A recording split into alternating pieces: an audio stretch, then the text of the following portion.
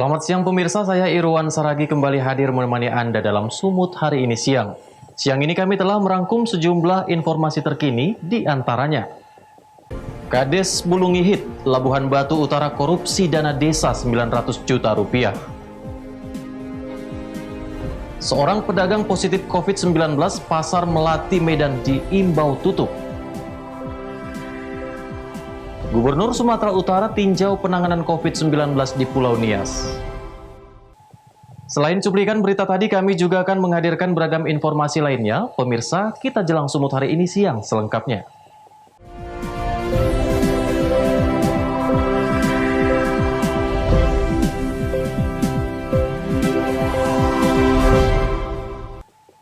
Kita ke informasi pertama pemirsa, karena tidak kooperatif saat dipanggil tim penyidik usai dirinya ditetapkan tersangka, Kejaksaan Negeri Labuhan Batu menetapkan Kepala Desa Bulungihit masuk dalam daftar pencarian orang atas dugaan melakukan tindakan pidana korupsi dana desa senilai 900 juta rupiah.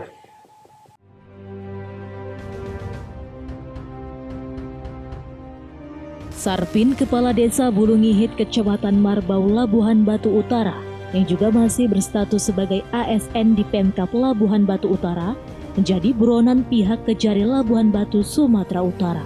Dirinya masuk dalam daftar pencarian orang dikarenakan tidak kooperatif, usai dirinya dinyatakan sebagai tersangka dugaan tindak pidana korupsi dana desa periode tahun 2016 hingga 2019, senilai lebih dari 900 juta rupiah.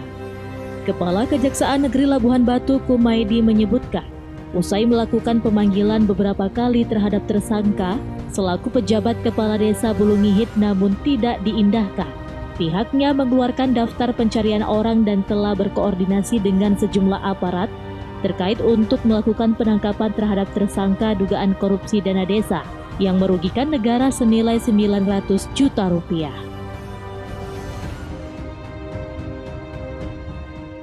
Baik, terima kasih. Mulai hari tanggal 21 September 2020, Kejaksaan Negeri Labuhan Batu menerbitkan DPO atas nama Sarpin, yakni tersangka tersebut Kepala Desa Bulungihit, Kecamatan Merbau, Kabupaten Labuhan Batu Utara. Jadi DPO tersebut kami terbitkan karena tersangka tersebut sudah berapa kali kita panggil secara patut tidak hadir, terus kita cek ke lokasi rumah tidak ada di tempat, ya apa boleh buat, kami terbitkan DPO untuk minta bantuan aparat terkait, dari Kejaksaan Agung, terus Polres, untuk melakukan penangkapan terhadap tersangka Sarpin tersebut untuk proses hukum tindak pidana korupsi APBDes Desa Bulungihit, Kecamatan Merbau, Kabupaten Labuhan Batu. Itu semua adalah demi untuk proses hukum supaya cepat, supaya ada kepastian hukum, bisa diadili di Pengadilan Tipikor di Medan. Kerugian negara terhadap apa yang telah dilakukan oleh tersangka Sarpin tersebut ada 900 juta rupiah. Masa daluarsa perkara tindak pidana korupsi termasuk ke dalam kategori penuntutan pidana yang ancaman pidananya mati atau seumur hidup, yakni selama 18 tahun sesuai pasal 78 ayat 1 KUHP. Ucok Sitorus melaporkan untuk Evarina TV. Sementara itu pemirsa, abang adik di Simalungun, Sumatera Utara harus berurusan dengan pihak kepolisian.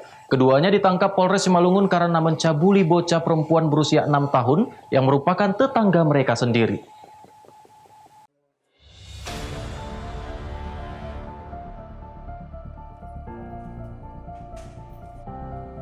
Entah apa yang ada di benak JS 19 tahun dan LS 16 tahun.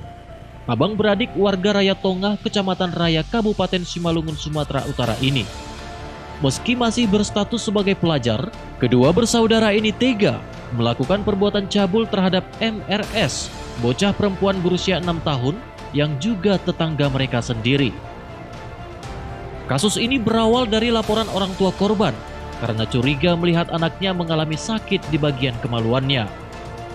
Setelah diperiksa ke dokter, ternyata korban diduga mengalami pencabulan. Saat ditanyakan, korban mengaku sudah 2 kali dicabuli oleh kedua pelaku dalam waktu yang berbeda. Kedua pelaku saat ini sudah diamankan Unit Perlindungan Perempuan dan Anak Satreskrim Polres Simalungun.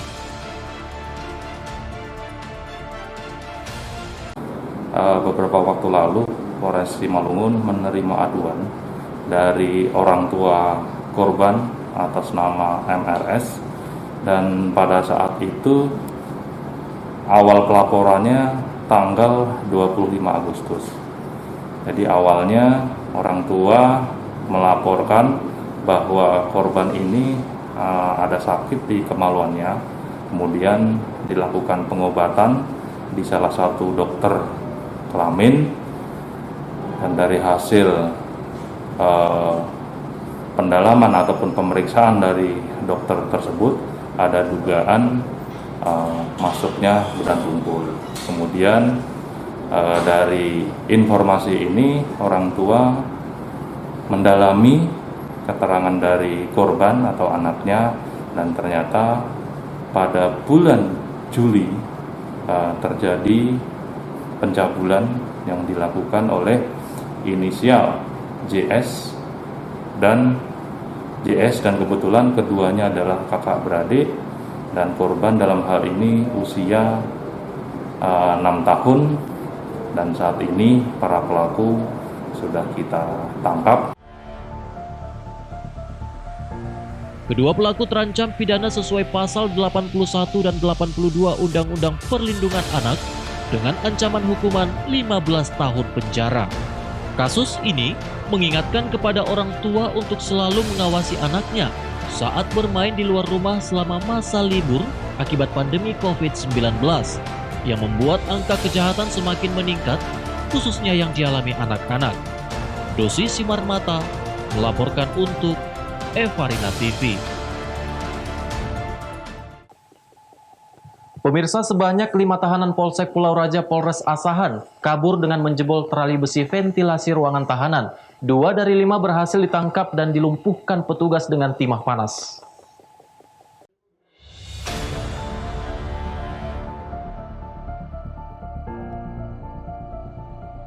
Inilah kelima tahanan Polsek Pulau Raja Polres Asahan Sumatera Utara yang berhasil kabur dari ruang tahanan. Kelima tahanan tersebut yakni Rahmadan Nasution, Aminuddin, Wahidin, Ihsan, serta Dedi Alfian. Dijerat kasus yang sama yakni pencurian dan pemberatan. Kelimanya kabur dari sel tahanan Polsek Pulau Raja dengan cara merusak terali besi ventilasi dan merusak pintu sel utama. Kelimanya kabur melalui pintu belakang Polsek. Petugas berhasil mengamankan 2 tersangka, yakni Rahmadan Ritonga dan Aminuddin, di persembunyiannya di Provinsi Riau dan Kabupaten Labuhan Batu. 2 tersangka yang merupakan otak pelaku perencanaan kabur dari sel tahanan terpaksa ditindak tegas petugas karena melawan saat akan ditangkap. Ya, memang benar bahwasanya dari Polsek Pulau Raja ada 5 orang tahanan yang kabur, dan saat ini telah ditangkap kembali 2 orang, sementara yang 3 orang masih dalam tahap pengejaran. Itu cara mereka kabur tuh melalui apa, Pak? Cara mereka kabur itu melalui dengan merusak ventilasi atau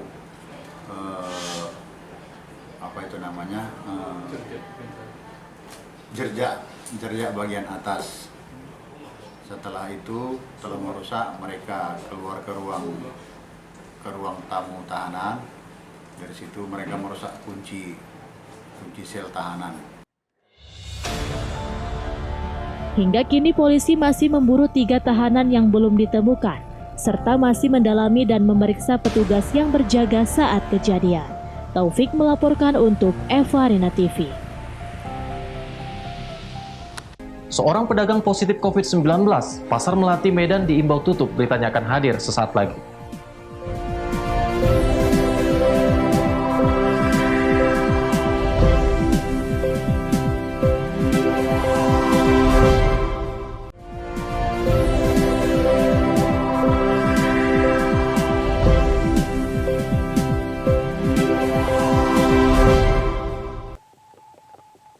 Terima kasih Anda masih bersama kami. Pemirsa, seorang pedagang sayuran di Pasar Melati, Medan Tuntungan, Sumatera Utara meninggal dunia dalam perawatan COVID-19. Guna mencegah penyebaran COVID-19, pedagang dan warga diimbau untuk tidak beraktivitas di pasar itu selama 14 hari ke depan.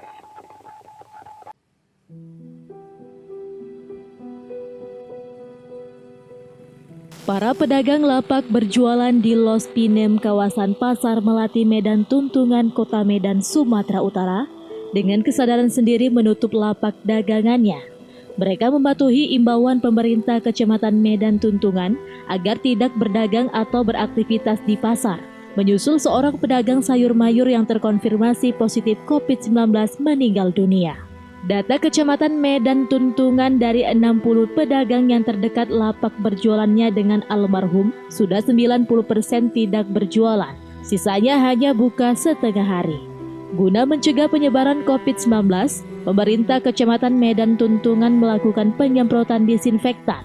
Selain itu, pihak Kecamatan Medan Tuntungan juga mendata 8 orang yang kontak erat dengan pedagang yang meninggal dunia, serta melakukan swab terhadap mereka. Semalam kita dapatkan informasi dari Dinas Kesehatan Kota Medan bahwa telah meninggal dunia salah satu pedagang yang ada di Pasar Melati yang bisa kita lihat di belakang kita, bahwa akibat dari kejadian tersebut, ya, pemerintah setempat, dalam hari ini kecamatan, ya, melalui lurah langsung melakukan gerak cepat, menyurati seluruh pedagang dan kepada masyarakat, menghimbau agar sementara tidak melakukan aktivitas dulu berkaitan dengan meninggalnya salah satu pedagang dengan status konfirmasi COVID-19. Pemerintah Kecamatan Tuntungan dan Dinas Kesehatan Kota Medan menjadwalkan swab test massal bagi seluruh pedagang maupun pembeli yang memiliki riwayat kontak erat dengan pedagang positif COVID-19 tersebut. Daniel Pekwali melaporkan untuk Eva Rina TV.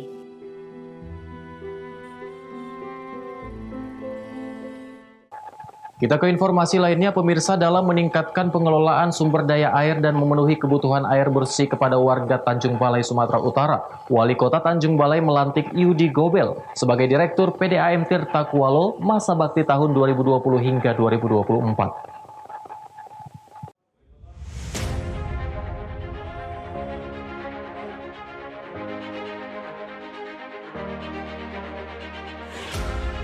Dalam rangka meningkatkan pengelolaan sumber daya air dan memenuhi kebutuhan air bersih ke warga Tanjung Balai, Sumatera Utara, Wali Kota melantik Yudi Gobel sebagai Direktur PDAM Tirta Kualo Tanjung Balai di Aula Pemerintah Kota Tanjung Balai Sutrisno Hadi. Pelantikan ini diharapkan dapat meningkatkan pengelolaan sumber daya air di Kota Tanjung Balai, Sumatera Utara. Pengangkatan Dirut PDAM Tirta Kualo Tanjung Balai telah dilakukan uji kelayakan oleh tim penguji dari Universitas Muhammadiyah Sumatera Utara guna terobosan baru yang lebih baik lagi.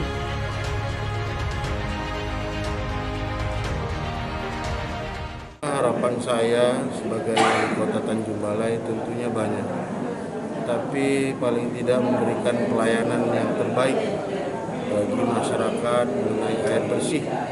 Bahwa ini sangat membantu masyarakat dalam kebutuhan sehari-hari. Tentunya dengan adanya pelantikan ini, saya berharap dengan direktur yang baru bisa melaksanakan tugas dengan sebaik-baiknya agar air bersih di Tanjung Balai bisa teratasi dengan baik. Itu reduksi kepada pelanggan kami nantinya, yaitu hingga sampai 50%. Jika di atas 50% nantinya, kami harap juga pelanggan kami nantinya untuk segera melakukan hadir ke kantor agar dapat kami lakukan reduksi, dan mana-mana air yang tidak jalan, mana yang dahulu tidak jalan akan kami lakukan revisi dan untuk meringankan beban pada pelanggan kami yang sebelumnya tidak jalan airnya. Acara diakhiri dengan pemberian ucapan selamat oleh Wali Kota bersama Forkopimda Tanjung Balai dengan berfoto bersama. Wanda Pratama melaporkan untuk Eva Rina TV. Pemirsa, menjelang kontestasi Pilkada serentak Simalungun yang akan dilaksanakan pada Desember mendatang, pasangan Harus Haji Anton Saragi dan Rospita Sitorus ziarah ke makam Raja Siantar, Raja Sang Nawaluh di Pematang, Kota Pematang Siantar, Sumatera Utara.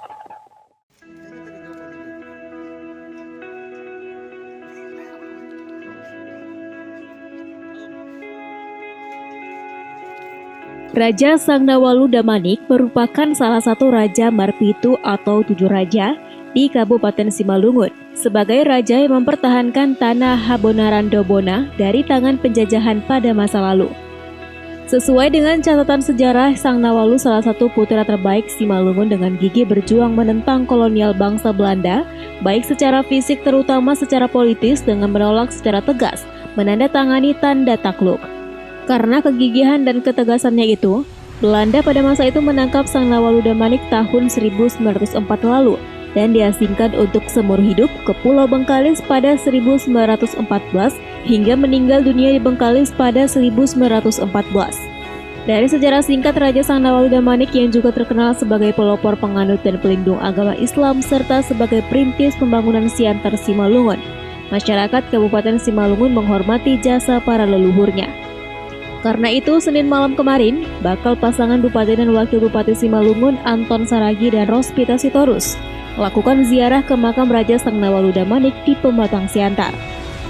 Selain untuk menghormati atas pengabdian dan perjuangan Raja Sang Nawaluh Damanik, juga dalam rangka meminta doa restu agar pelaksanaan Pilkada serentak 2020 nanti bisa berjalan sesuai apa yang diharapkan.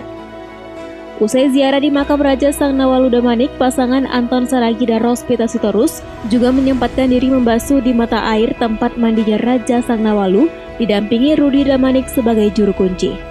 Anton Saragi menyampaikan rasa hormatnya kepada almarhum atas segala pengorbanannya demi mempertahankan tanah Kabupaten Simalungun dari penjajah, dan diharapkan semoga pengabdian dan perjuangannya diterima bangsa dan negara, serta kepeloporannya menjadi suri tauladan bagi para penerus bangsa, terutama generasi muda Simalungun. Dalam permintaan doa restu itu, pasangan Anton Saragi dan Rospita Sitorus juga melaksanakan ziarah ke makam Raja Sinaga di Kecamatan Tanah Jawa, Simalungun, Sumatera Utara.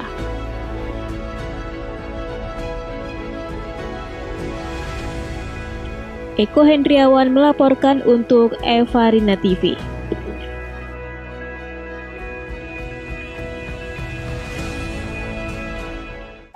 Pemirsa, Sumut hari ini akan kembali dengan informasi menarik lainnya. Tetaplah bersama kami.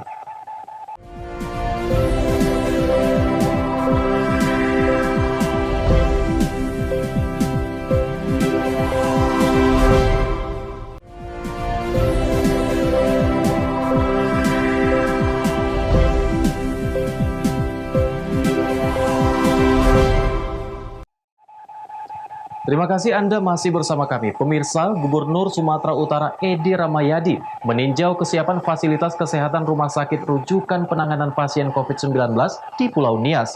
Edi menegaskan, pemeriksaan di pintu masuk baik bandara maupun pelabuhan laut setiap penumpang tujuan Nias atau sebaliknya diperketat dan wajib ada surat keterangan swab test.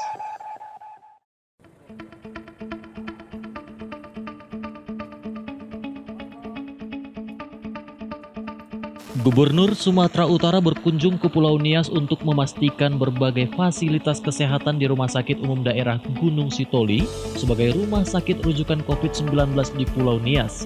Kasus yang terpapar COVID-19 di Kepulauan Nias terus mengalami peningkatan setiap harinya. Tercatat hingga 20 September kemarin, data gugus tugas percepatan penanganan COVID-19 Kepulauan Nias mencapai 128 orang. Pemerintah Provinsi Sumatera Utara berencana akan segera melengkapi peralatan PCR dalam memaksimalkan pelayanan kepada masyarakat. Selain itu, Edi Rahmayadi juga melakukan rapat terbatas bersama para kepala daerah sekepulauan Nias di kantor Wali Kota Gunung Sitoli dengan beberapa hasil kesepakatan. Di antaranya 6 hotel disewa sebagai tempat isolasi dan segala pembiayaan akan ditanggung oleh pemerintah provinsi, termasuk dokter dan ahli laboratorium dikirim dari Medan. Pemeriksaan di pintu masuk seperti bandara dan pelabuhan laut, di mana setiap penumpang tujuan Nias atau sebaliknya diperketat dan wajib memiliki surat keterangan swab test.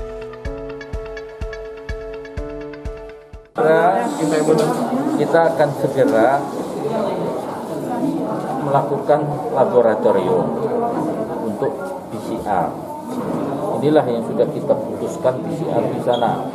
Karena hari ini juga kalau nggak besok paling lambat itu harus terkirim ke sini. Kita sekat artinya orang datang ke Nias harus di swab. Dia harus tahu kondisi manusia itu. Begitu juga orang yang keluar dari Nias ke tempat lain. Haugo Manojega melaporkan untuk Evarina TV.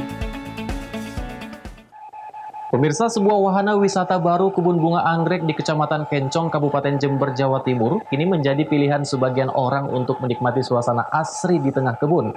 Tak hanya itu, pengunjung juga dapat membeli bunga yang diinginkan.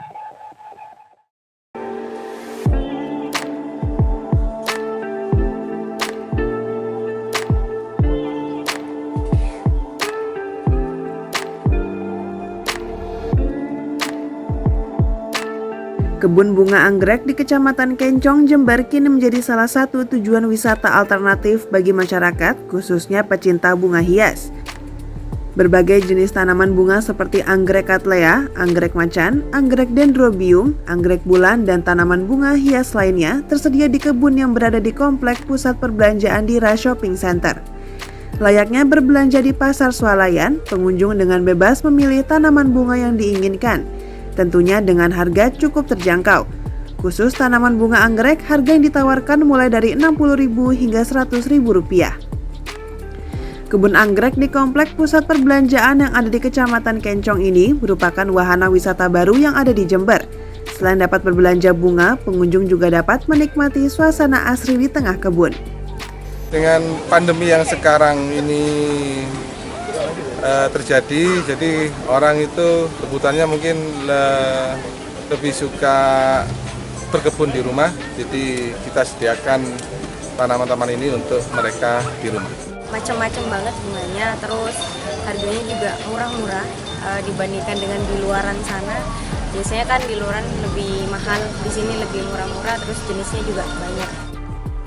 Selain dilengkapi dengan beragam koleksi bunga hias, wahana wisata kebun bunga anggrek ini juga dilengkapi dengan fasilitas kafe untuk bersantai.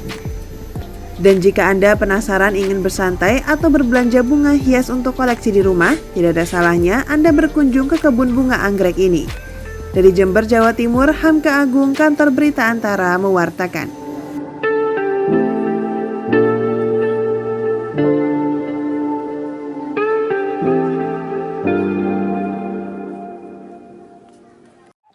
Pemirsa, informasi tadi sekaligus mengakhiri pertemuan kita dalam Sumut hari ini siang. Saya Irwan Saragih mewakili kerabat kerja yang bertugas pamit undur diri dari hadapan Anda.